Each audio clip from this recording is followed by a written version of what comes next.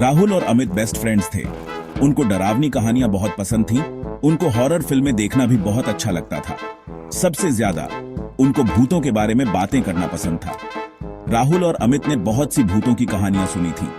लोग एक भूतिया बरगद के पेड़ और एक डरावने कुएं के बारे में फुसफुसाते थे, लेकिन राहुल और अमित ने कभी असली भूत नहीं देखा था। We should go looking for a ghost, Rahul ने एक दिन कहा। अमित ने सर हिलाया। Yes, let's go to the old cemetery tonight. ये एक रिस्की प्लान था। उनके माता पिता ने उन्हें कब्रिस्तान के बारे में चेतावनी दी थी। ये भूतिया है, उनकी मां कहती थी, वहां मत जाना। लेकिन राहुल और अमित डिटरमिन्ड थे। वे अपनी आंखों से एक भूत देखना चाहते थे। उस रात हवा एक अकेले भेड़िए की तरह गरज रही थी। राहुल और अमित चुपके से मिले। उन्हें डर के साथ एक्साइटमेंट का एहसास हुआ। वे पुराने कब्रिस्तान की ओर चल पड़े। हवा ठंडी होती गई। हवा का हर झोंका फुसफुसाता सा लग रहा था। वापस जाओ, वापस जाओ। लेकिन राहुल और अमित चलते रहे। वे भूत देखने की जिद पर अड़े थे। आखिरकार वे कब्रिस्तान के फाटकों पर पहुंच गए। लोहे के फाटक जंग खाए और पुराने थे। वे ऐसे चरमराकर खुले जैसे उन्हें चेतावनी दे रहे हों। राहुल और अमित ने गहरी सांस ली और अंदर कदम रखा।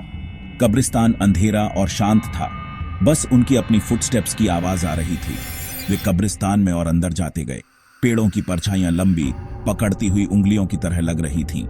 अमित की रीढ़ में ठंडक दौड़ गई। राहुल, वह फुसफुसाया, आई डोंट लाइक दिस। अचानक राहुल रुक गया। अमित, लुक, वह फुसफुसाया। अमित ने राहुल की नजर का पीछा किया। एक पुराने टेढ़े मेढ़े पेड़ के पास एक लंबा साया खड़ा था। वह एक आदमी था। उसने एक लंबा कोट और एक टोपी पहनी हुई थी, लेकिन उसका चेहरा परछाई में छिपा हुआ था।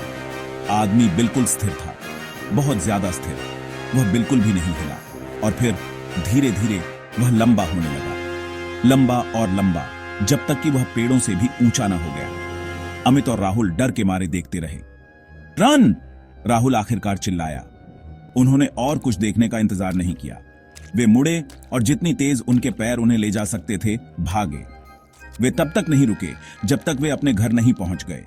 हांफते और डरे हुए उन्होंने एक दूसरे से वादा किया कि वे कभी भी कब्रिस्तान वापस नहीं जाएंगे। उन्होंने पहले कभी भूत नहीं देखा था, लेकिन अब वे जानते थे कि कहानियां सच थीं। कब्रिस्तान भूतिया था और उन्होंने इसे अपनी आंखों से देखा था।